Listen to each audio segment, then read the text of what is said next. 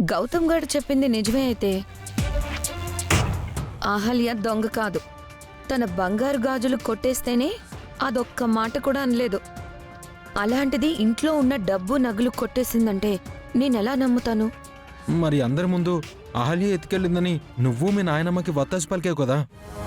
అహల్య మీద మనకి పీకల దాకా కోపం ఉంది కదా.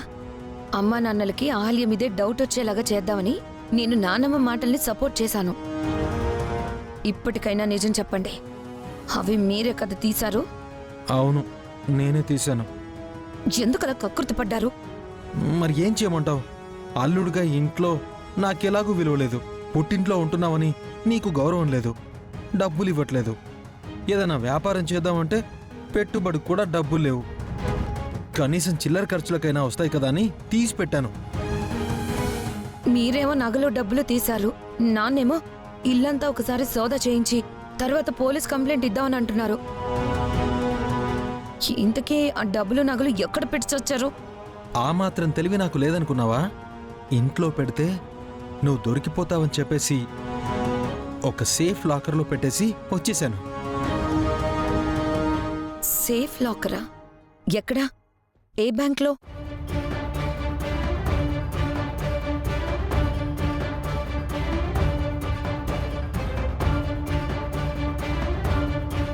అవి సేఫ్ లాకర్లో భద్రంగా ఉన్నాయే. మూడో కంటికి కూడా తెలీదు. ఎవ్వరికీ అనుమానం రాదు. అందరూ చూస్తున్నారని ఆడంబరానికి పోకూడదు. ఎవ్వరూ చూడట్లేదని ఎదవ పనులు చేయకూడదు. అన్నిటినీ ఆ పైవాడు చూస్తూ ఉంటాడు. పాపం పండిన రోజు అంతా బయటకొస్తుంది. విశ్వదాభిరామ వినురావేమా. రై, నిజం చెప్పరా, ఈ పద్యం నిజంగా వేమన శతకంలో పద్యం ఏమన్నా ఉందా, లేక నీ సొంత పైత్యమా? స్కూల్లో మా టీచర్ నేర్పించారు డాడీ. ఇది వేమన శతకం కాదు, కానీ అలా చదివితే కంఠస్థం వస్తుందని చెప్పారు. నోర్మై, ఎప్పుడేం చెప్పాలో తెలీదు వదవా. హాల్లోకి వెళ్ళి చదువుకో. వెళ్ళ. వీడు మన కొడుకు కాదే, మన శత్రువు. వీడికి తెలిసి అంటున్నాడో లేక తెలియక అంటున్నాడో ఏం అర్థమై చావట్లేదు. ఏదో ఒక రోజు వీడే మన కొంప ముంచేలా ఉన్నాడు. వాడి సంగతి వదిలేయండి. గౌతమ్ ఎట్టి పరిస్థితుల్లోనూ ఇంట్లో నుంచి వెళ్ళిపోయిన అహల్యని వెతికి తీసుకొస్తాను అంటున్నాడు. అది గాని మళ్ళీ తిరిగొచ్చిందంటే నా అంతే సంగతులు. ఇంకెక్కడ తిరిగి వస్తుంది? ఖచ్చితంగా మీ నానమ్మే అహల్యని ఇంట్లో నుంచి పంపించేసి ఉంటుంది. ఆ తర్వాత ఇదే అవకాశంగా తీసుకుని యామిని గారు అహల్యని మాయం చేసి ఉంటారు. ఈ పాటికి అహల్య ఎక్కడో చావు బతుకుల్లో ఉండుంటుంది.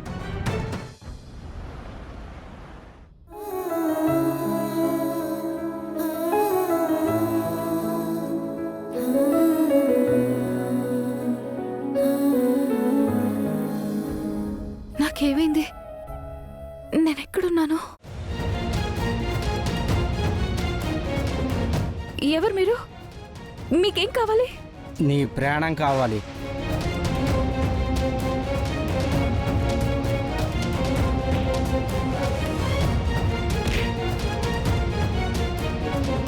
నన్నెవరో కత్తులతో తరిమారు. ఆ తర్వాత నేను పరిగెడుతూ కింద పడ్డాను. తర్వాత ఏమైంది? నన్ను ఇక్కడికి ఎవరు తీసుకొచ్చారు? గౌతమ్ గారు నన్ను కాపాడారా? ఆయనే నన్ను కాపాడతారు.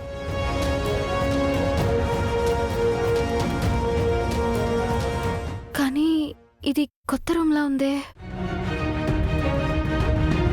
లేచావమ్మా? ఇప్పుడెలా ఉంది? బావుందా? ఇదిగోమ్మా, మంచినీళ్ళు తాగు.